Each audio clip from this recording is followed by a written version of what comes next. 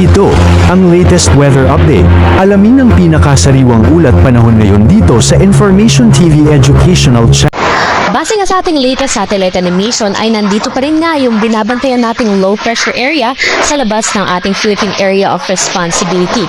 At huli nga yang namataan sa layo 1,415 kilometers silangan ng Eastern Visayas. Sa ngayon, nananatili pa rin nga na katamtaman ang tsansa nito na maging isang ganap na bagyo. Although sa ngayon, hindi natin nakikita na papasok ito sa loob ng ating Philippine Area of Responsibility at sa mga susunod na araw ay patuloy nga itong kikilos pa northeastward papalayo ng ating bansa.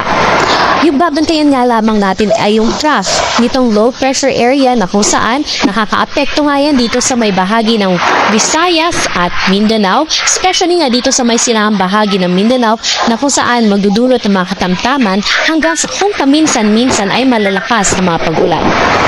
Samantalang northeast monsoon naman ang siyang umiiral dito sa buong Luzon at nadudulot yan ng makulimlim na kalangitan at may hinang mga pag-ulan, especially sa may silangang bahagi ng Northern Luzon.